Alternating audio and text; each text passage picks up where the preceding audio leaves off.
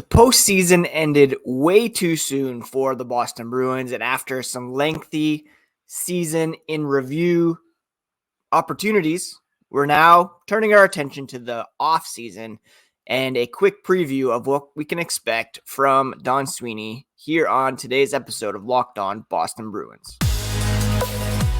You're Locked On Bruins, your daily podcast on the Boston Bruins. Part of the Locked On Podcast Network, your team every day.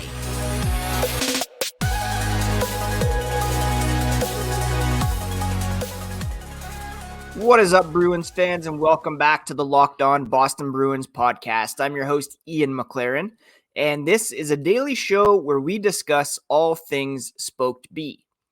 Today is Thursday, June 8th, and I want to thank you so much for making Locked On Bruins part of your day every day, free and available wherever you get podcasts and on YouTube, part of the Locked On Podcast Network, your team every day. And today's episode is brought to you by Game Time. Download the Game Time app, create an account, and use promo code LOCKEDONNHL for $20 off your first purchase.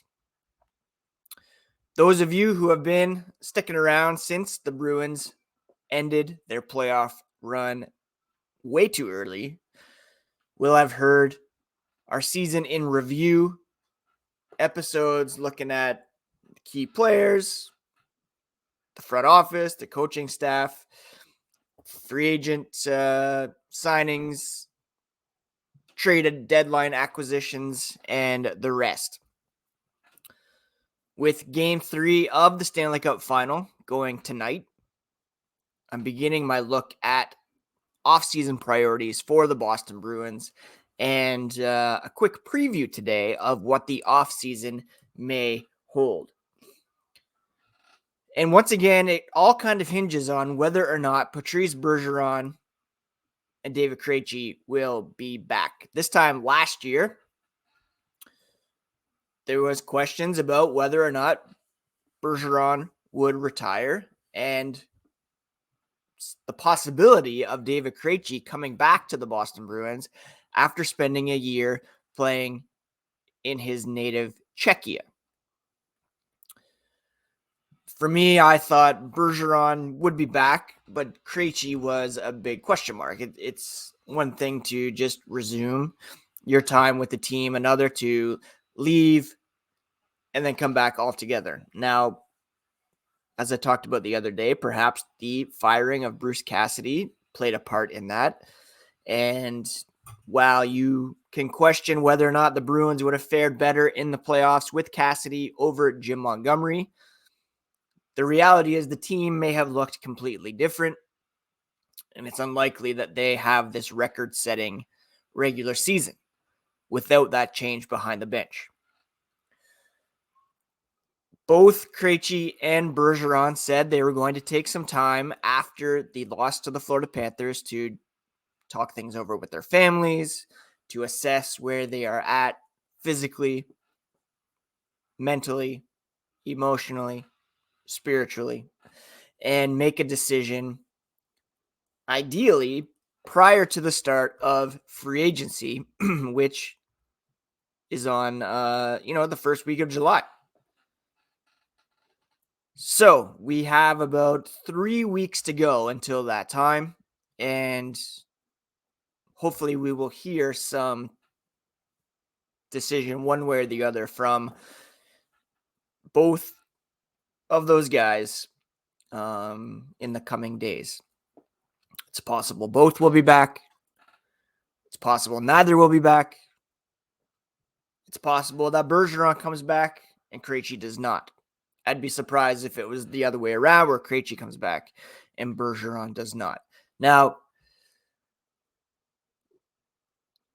as I've said over and over, the Bruins do have this salary cap overage to contend with based on bonuses given to both of those guys last season, and because the Bruins, if they had $4.5 million in available cap space, then it would have been absorbed into their cap hit for this past season. But because they dipped into LTIR, went to the max by adding Tyler Bertuzzi, that carries over.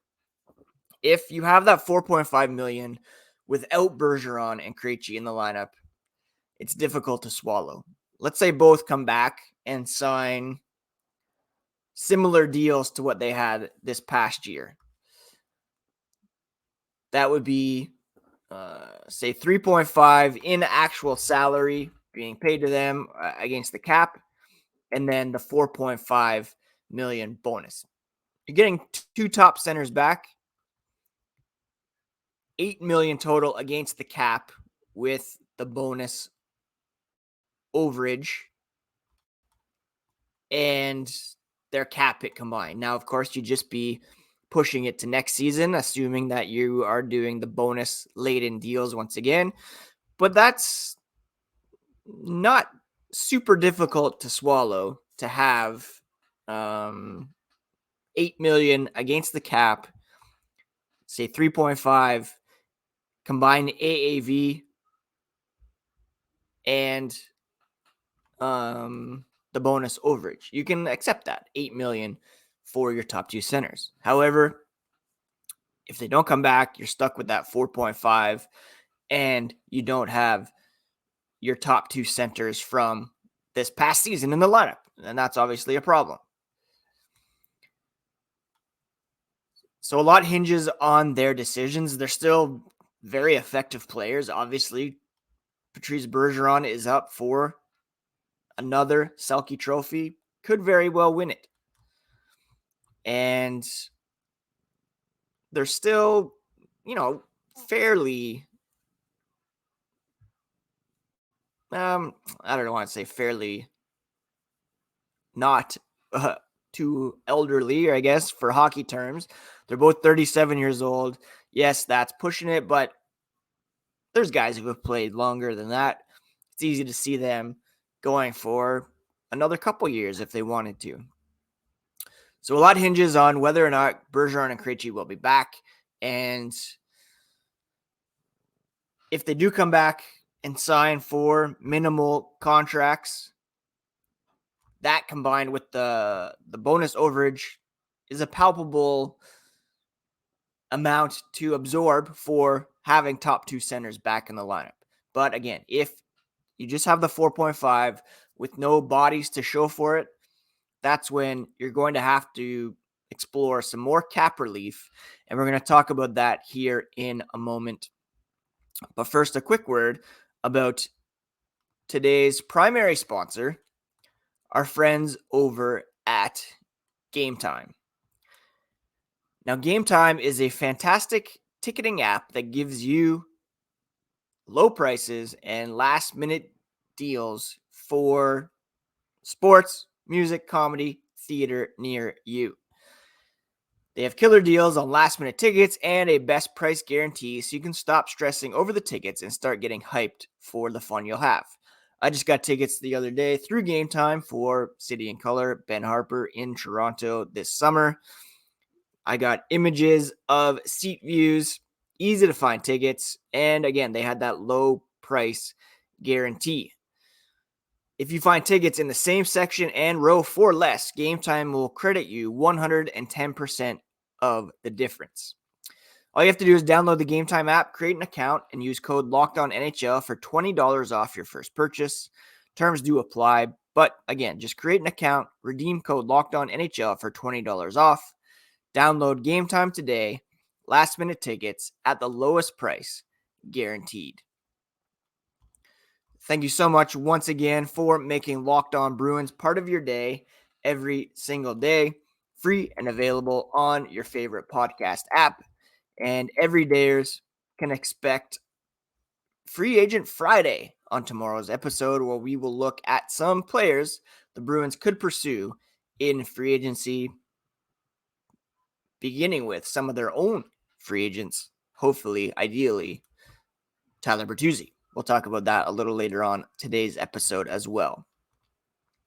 But when it comes to cap relief, the Bruins, boy, do they need it.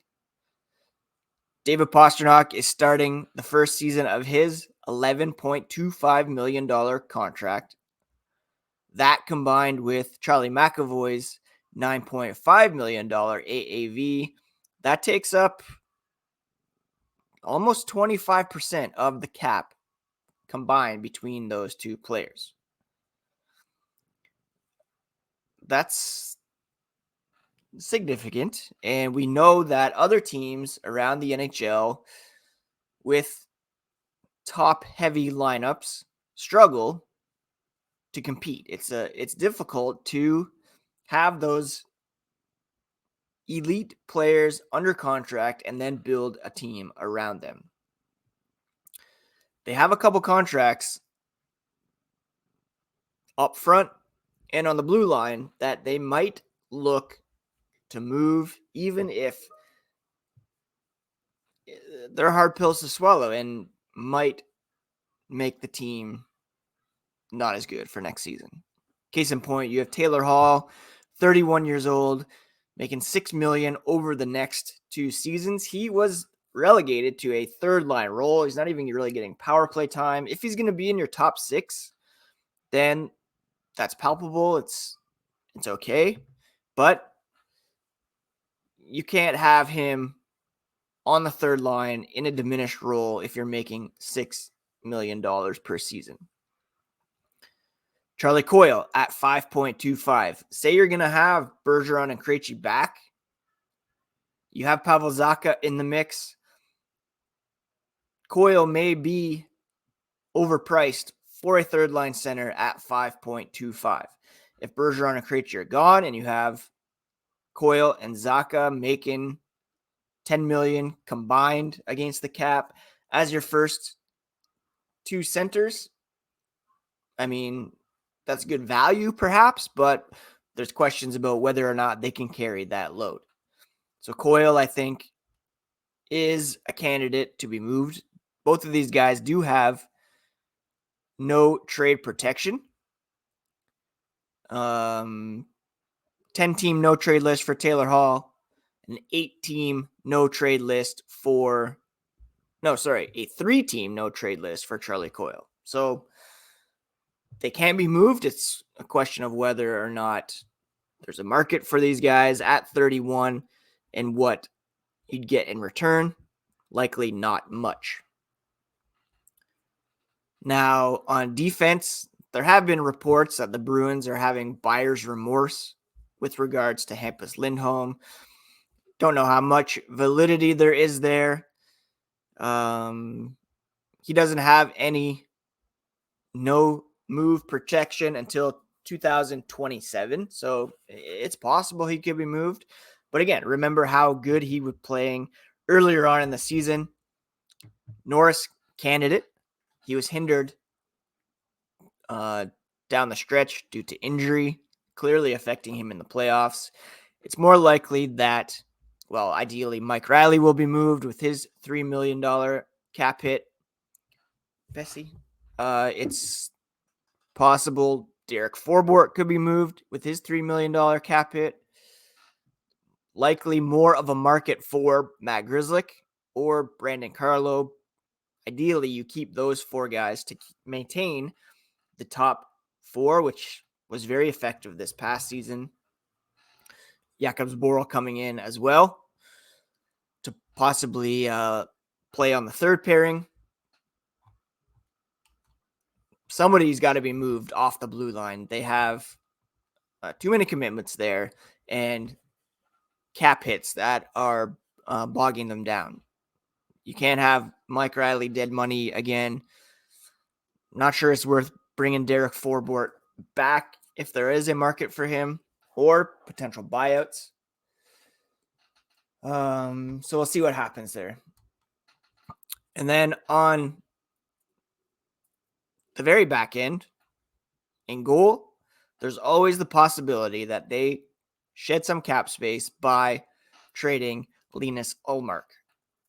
I talked about this before in my Jeremy Swayman year in review episode. He is a restricted free agent, and it's very possible that he could get a contract for 4.25, 4.5 million, looking at some comparables around the league, Jake Ottinger, Carter Hart, Spencer Knight specifically.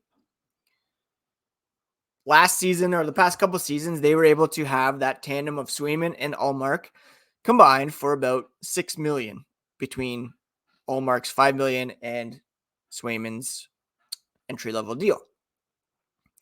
Now they could be faced with a goalie tandem that could cost them $9.5 million, equal to what Charlie McAvoy will carry against the cap, 11%. It's a very important position, but it's also a platoon situation. Can you afford to have two high-level goalies on the roster with those deals? That's a huge question that Don Sweeney will face. Linus Ullmark's value will never be higher. It did take a bit of a hit in the playoffs, I'm sure, but still, he's likely going to be the Vezina Trophy winner. And there's a market for that, obviously. A team like Edmonton would love to have Linus Ullmark, I bet. He does have some no-trade protection as well. A 16-team no-trade list. Who knows if Edmonton will be on that? Possibly, because it's Edmonton. But there would still be a market, I'm sure, among those other teams not on the list. And that could be an area where they get cap relief, sign Swayman, and either have a Swayman-Bussy tandem after Brandon had a very good Providence season, or sign a veteran for cheap and have him serve as backup and kind of a mentor for Swayman. Nobody wants that. Nobody wants to see the end of the goalie hugs, but that is a very real possibility because they have a lot of holes to fill in the lineup, as we'll talk about here in a moment. But first, a word about today's other sponsor, Bird Dogs.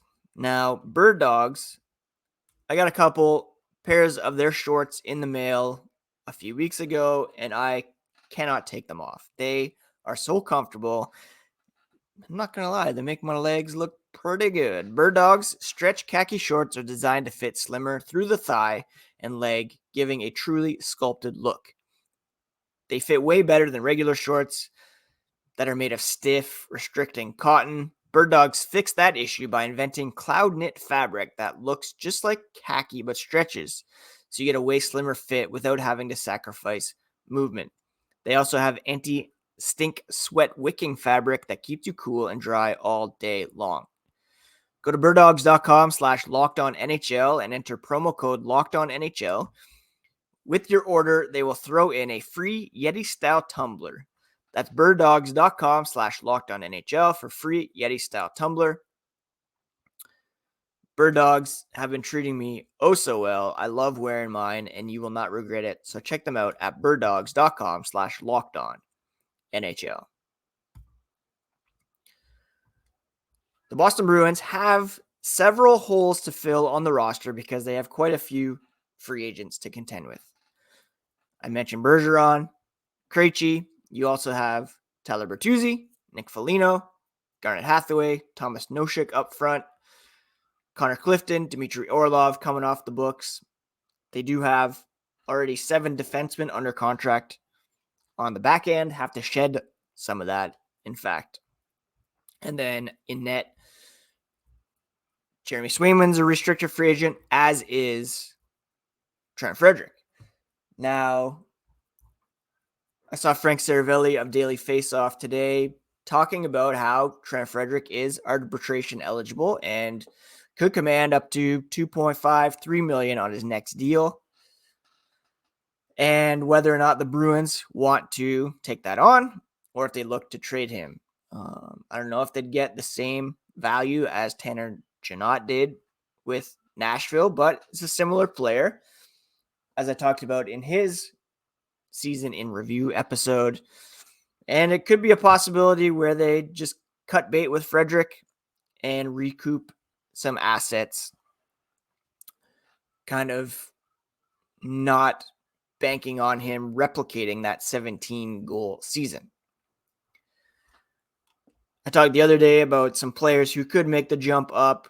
You're going to have, in the bottom 6 specifically, guys who are making very little against the cap on entry-level deals or small second contracts, like a John Beecher, perhaps, Georgi Merkulov, Fabian Lysell, if he blows things away in training camp, Oscar Steen, Jacob Lauko, Mark McLaughlin, restricted free agents as well. Shane Bowers, a contender to jump up to the lineup, but he's a restricted free agent. Una Koppanen, Vinny Lettieri, Chris Wagner, all unrestricted free agents, as are Jack Ashawn and Connor Carrick. Brendan Bussey, Michael DiPietro, Kyle Kieser, all restricted free agents. That was your Providence trio, and Bussey could be on the NHL lineup if they decide to trade Ullmark. So there are a lot of holes to fill, and there are decisions to be made in terms of internal signings or decisions to part ways. It'd be amazing to sign Orlov. I don't think they'll be able to afford it. I would love them to sign Tyler Bertuzzi. It could mean either Hall or Coyle is sacrificed to the salary cap gods in order to make that happen. Either way, it's going to be a different looking roster next season. You're going to be having some value contracts that they hope pay off. And I wouldn't expect huge dips into free agency when that does hit because of their cap issues. We could see some dumps in trades. But altogether, it's going to be a very intriguing and busy offseason for Don Sweeney. Not in as exciting ways as last year when you are bringing Bergeron and Krejci back and looking to contend for the Stanley Cup. They're not going to have as deep of a team as last season, but maybe that's to their benefit. Maybe that will reduce expectations and they are able to kind of not coast through the regular season, but, just have a decent regular season, qualify for the playoffs, and then hopefully go on a run. Obviously, we all want Krejci and Bergeron to win again before they retire. We want them to run it back as much as possible. And I don't envy Don Sweeney with all the decisions that he has to make this season. His GM of the year status could be well tested here in the offseason. And of course, they have to buy out Mitchell Miller, which we talked about the other day on the Don Sweeney year in review. His one major mistake this past season. So that's a brief off-season preview for you. Again, tomorrow we'll look at some free agents that could be available, what they might do with some guys, and we will keep things going here with our off-season coverage of the Boston Bruins here on Locked On Boston Bruins, part of the Locked On Podcast Network, your favorite team every single day. Take care of yourselves out there, friends. Take care of each other. Breathe easy. Close your windows. And, talk to you tomorrow. Peace.